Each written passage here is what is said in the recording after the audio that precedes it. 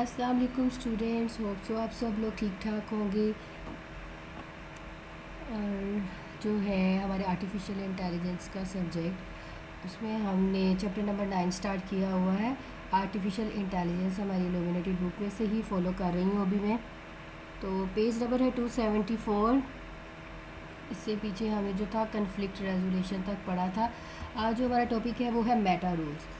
Okay जी, first तो हमें Meta data के बारे में पता होना चाहिए। तो हमें पता है मेटा डाटा क्या होता है। डाटा अबाउट डाटा मतलब डाटा से, डाटा के अंदर डाटा मतलब कन्फ्लिक्ट्स हो जाती है। मेटा रूल्स जो एक्सपर्ट सिस्टम होते हैं उनको नेसेसरी होता है कि वो कन्फ्लिक्ट रेजोल्यूशन मेथड को यूज़ करें लाजमी।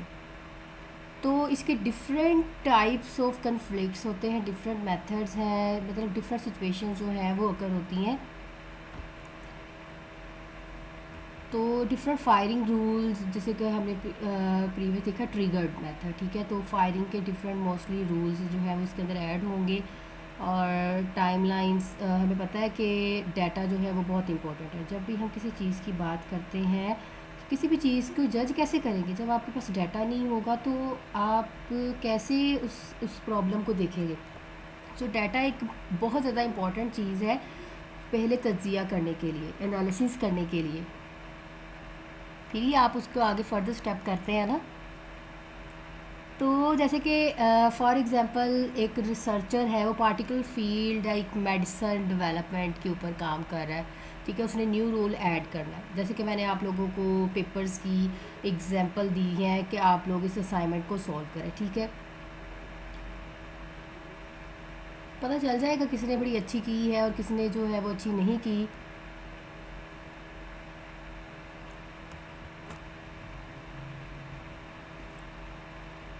तो हर किसी का अपना एक मेथड होता है, लेकिन इसको भी ट्रिक के साथ करना, ओल्डर रूल्स को देखना और उसके कॉन्ट्राडिक्ट अपना एक रूल बनाना, ठीक है। उस प्रॉब्लम को सॉल्व करने के लिए कुछ करना। देखिए, प्रॉब्लम आप पूरी कभी भी सॉल्व नहीं कर सकते, उसके रिप्लेसमेंट मेथड्स दे सकते, एक न्यू सेंस क्रिएट कर सकते हो। और उसी वही जो आपका एक्चुअली टॉपिक होता है ना, आपका आइडिया होता है, वही आपको दुनिया में सबसे यूनिक बनाता है।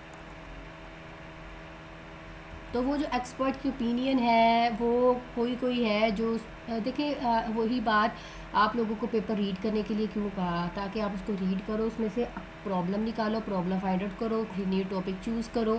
तो वो एक्चुअली यही पर्पज़ है कि आप लोग एक्सपर्ट ऐसे ही बनेंगे। कभी भी कोई भी एक्सपर्ट बगैर टीचर ने पढ़ा दिया, ठीक है। अब लेकिन उसके ऊपर प्रैक्टिस किसने करनी है? आप लोगों ने प्रैक्टिस करनी है। तो टीचर ने तो पढ़ा दिया, आप लोग अगर प्रैक्टिस नहीं करेंगे तो फिर आपको कैसे आएगा? ठीक है, टीचर सारा प्रैक्टिकल भी करवा रहा है, लेकिन आप उसके ऊपर प्रैक्टिस नहीं करें, आपको कैसे काम आएगा? तो यही चीज़ है, आप एक्सपर्ट बनने के लिए हमें खुद सारी जो प्रैक्टिस है वो करनी पड़ती है, हमें सीखना पड़ता है, लर्निंग करनी पड़ती है। ओके जी, मेटा का कंसेप्ट तो आप लोगों को क्लियर है कि डाटा अबाउट डाटा, ठीक है। अब मेटा नॉलेज की बात करते हैं। तो ये इन्होंने कहा कि this kind of knowledge is called metadata. So यहाँ पे है उसकी definition. The new rules have been added by an expert whose opinion is less trusted than that of the expert who added the earlier rule. अब देखिए, previous के अंदर आपने एक न्यू चीज़ ऐड की, अपनी ओपिनियन ऐड की, ठीक है। इन दिस केस वो जो है वो क्लियरली सेंस बना रहा होना चाहिए, ऐसा नहीं है अर्लियर रूल्स प्रायोरिटी लाजमी देनी है। आप लोगों ने पिछली फील्ड को देखना है, उसमें क्या प्रॉब्लम थी और मैं उसके ऊपर क्या जो है फोकस कर रहा हूँ। तो देखिए जी, मेटा नॉलेज क्या होता है? Knowledge about knowledge. अब मेटा डाटा था तो डाटा अबाउट डाटा, अब मेटा नॉलेज है तो नॉलेज अबाउट नॉलेज।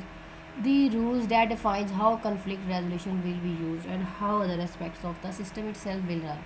तो इसको जो है आप देखें, कन्फ्लिक्ट रेजोल्यूशन हम कैसे यूज़ कर रहे हैं, उसको कैसे डिफ़ाइन कर रहे हैं, और जो सिस्टम है इटसेल्फ उसके ऊपर कैसे जो है वो काम कर रहा है। तो ये होता है आपका मेटा रूल्स।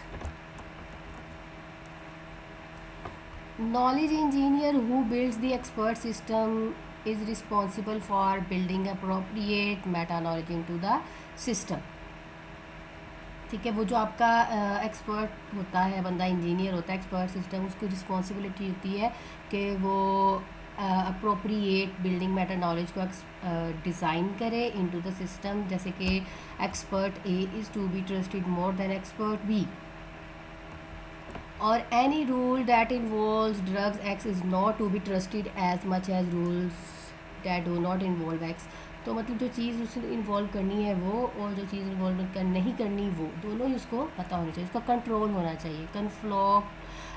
कन्फ्लिक्ट्स रेजोल्यूशन के ऊपर जो है उसका कंट्रोल होना चाहिए। तो जिसकी ग्रेटर प्रायोरिटी है हम उसको एक्सपर्ट सिस्टम को उसको चूज़ कर लेते हैं। हम भी तो यही करते हैं ना, नॉर्मल रूल चला रहे होते हैं, जो हमें लग रहा होता है कि ज़्यादा अच्छा है तो हम उसके ऊपर ओवर राइड कर देते हैं। ओके जी, फॉरवर्ड चेनिंग का कंसेप्ट कंप्लीट हुआ। अब है जी बैकवर्ड चेनिंग।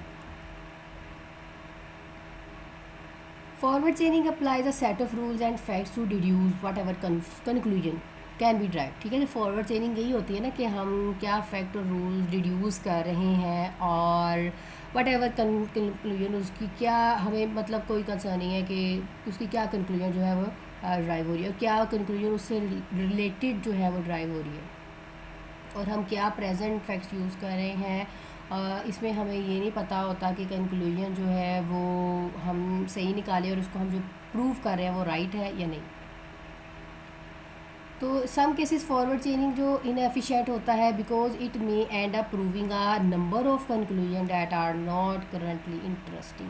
तो फॉरवर्ड चेनिंग में बहुत सारी नंबर ऑफ कंक्लूजन अगर होती है, इस वजह से इसको इनएफिशिएंट का मतलब कम यूज़ किया जाता है और इतना इंटरेस्ट भी डेवलप नहीं होता, क्योंकि बार बार हमें भी काम करना पड़ता है तो फिर हमें भी जो है गुस्सा चढ़ने लग जाता है। तो वो बैक फॉरवर्ड चेनिंग जो है बहुत सारी कंक्लूजन्स आ जाती है और हम खुद कंफ्यूज हो जाते हैं इसमें से कौन सी राइट है और कौन सी रॉन्ग। तो उसको प्रूव करने के लिए हमें अलग मेथड्स जो है वो अप्लाई करने पड़ते हैं। In such cases where a single specific conclusion to be prove. तो बहुत सारियों के लिए फॉरवर्ड चेनिंग बेस्ट है, लेकिन हमें जहाँ पे एक स्पेसिफिक कंक्लूजन को प्रूव करना है तो वहाँ पे हम बैकवर्ड चेनिंग को यूज़ करना पसंद करते हैं। तो मैं आप लोगों को ऑलरेडी बता रही हूँ बेटा, ये सारी चीज़ें मैं आप लोगों को जो असाइनमेंट दी है उसकी बिहाफ पे सोचे कि आप देखिए, आपने एक आइडिया चूज़ किया, आपने टॉपिक चूज़ किया, आपने उसके ऊपर प्रॉब्लम फाइंड आउट की, आपने उसका पॉइंट निकाला, आपने जिसके ऊपर टॉपिक लिखना है वो आपने टाइटल मेंशन किया, फिर उससे रिलेटेड आपने जो सारी चीज़ें मैंने मेंशन की, इंट्रोडक्शन लिखे, स्कोप लिखे, प्रॉब्लम बताएं, what the solution you have to be provided. ठीक है, आपका क्या हाइपोथेसिस है, आप क्या मफरूज़ा दे रहे हो, आप मतलब क्या मेथड यूज़ कर रहे हो, कौन सी तकनीक सर्चिंग की यूज़ कर रहे हो उसको सॉल्व अप करने के लिए, क्या कंक्लूजन निकालो, तो ये उसी टर्म से रेलिवेंट है। बैकवर्ड चेनिंग में we actually start from a conclusion. हम कहाँ से स्टार्ट करते हैं, हम कंक्लूजन से ही स्टार्ट करते हैं, which is the hypothesis. Hypothesis होता है मफरूज़ा।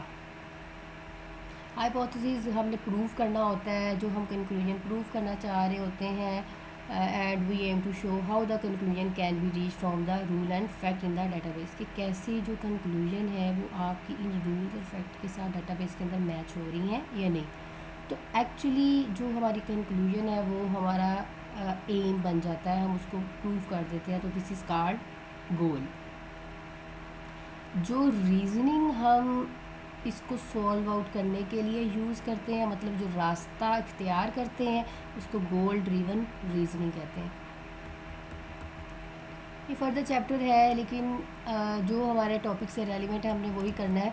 Backward chaining is often use in formulating plan. ठीक है जी, आपकी जो फार्मूलेटिंग प्लान होता है, तो ये एक ऐसा प्लान है, a sequence of action that a program such as intelligent agent decide to take to solve a particular problem. हम देखिए, बैकवर्ड चेनिंग यूज ही वहाँ होती है जहाँ पे हमें एक पार्टिकुलर कंक्लूजन चाहिए, एक पार्टिकुलर प्रॉब्लम को सॉल्व आउट करना है।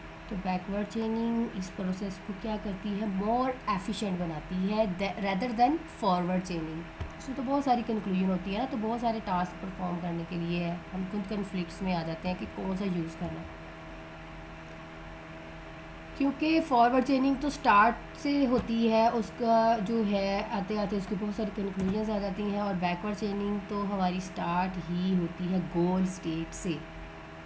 तो यहाँ पे कंडीशन जो है वो अचीव डायरेक्ट होती हैं, बिकॉज हमने सिर्फ और सिर्फ कंक्लूजन को ही जज करना होता है, टेस्ट करना होता है।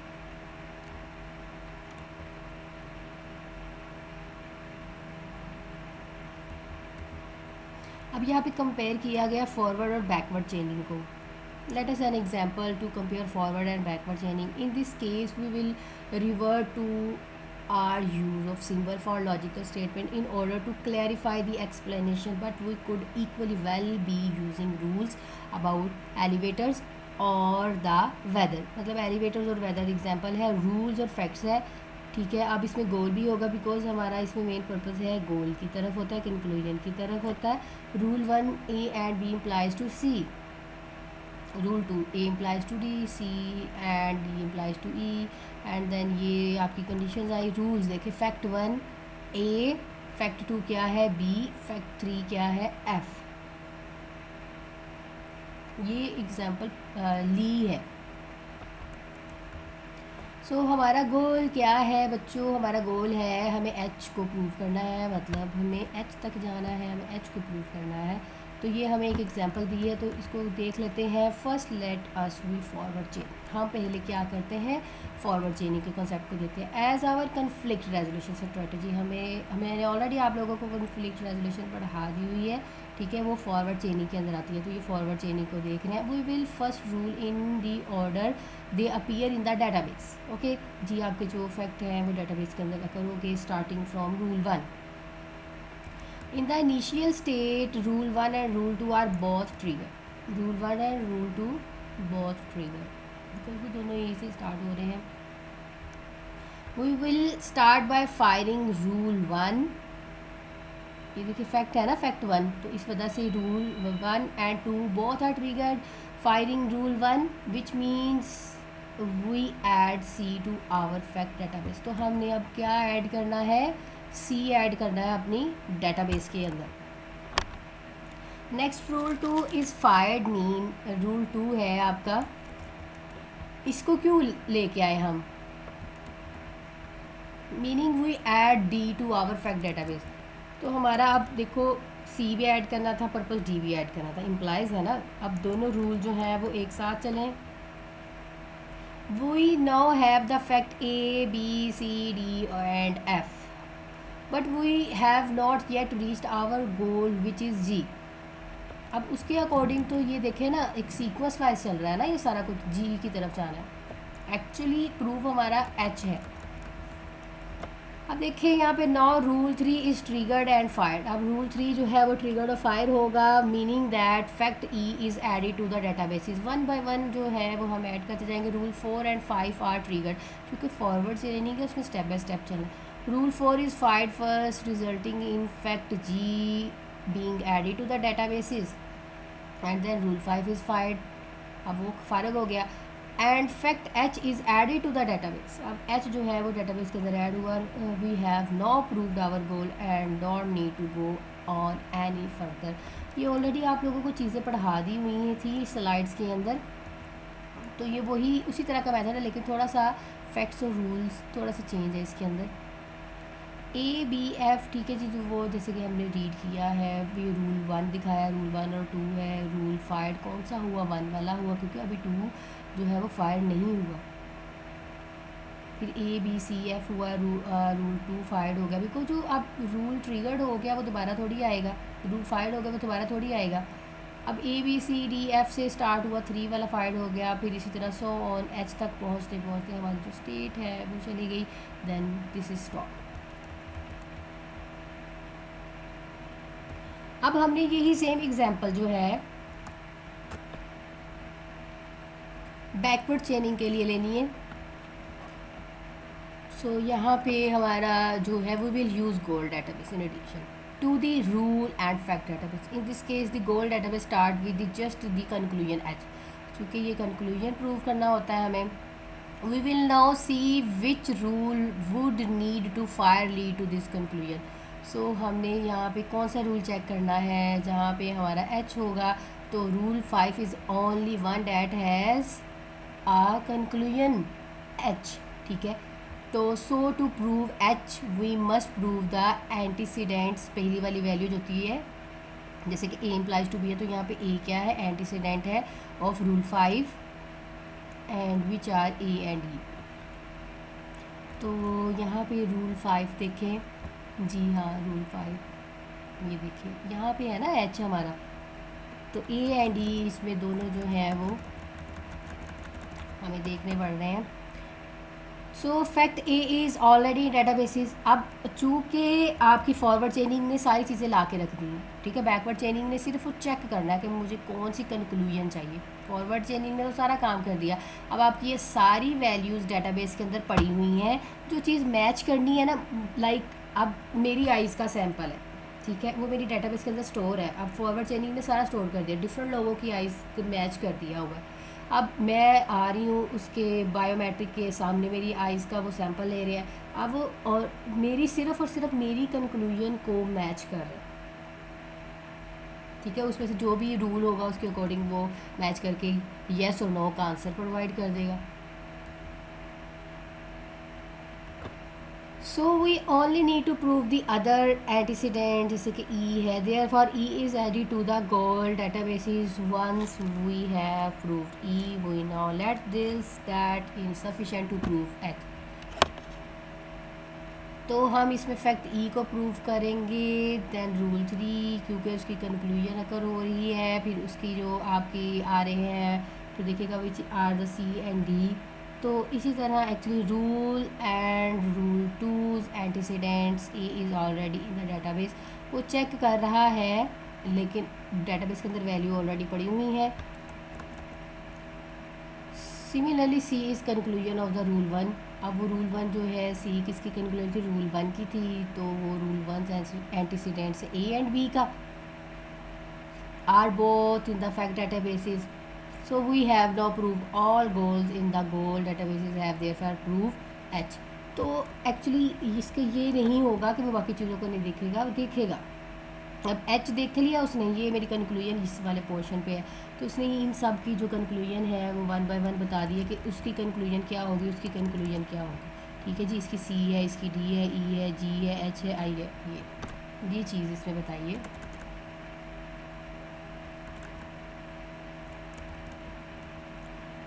तो ये प्रोसेस जो है वो इस तरह रिप्रेजेंट होगा, ए बी एफ से स्टार्ट हुआ जी, हमारी गोल स्टेट क्या है, एच है, तो वो मैचिंग रूल हमारा क्या था, 5 नंबर वाला रूल था।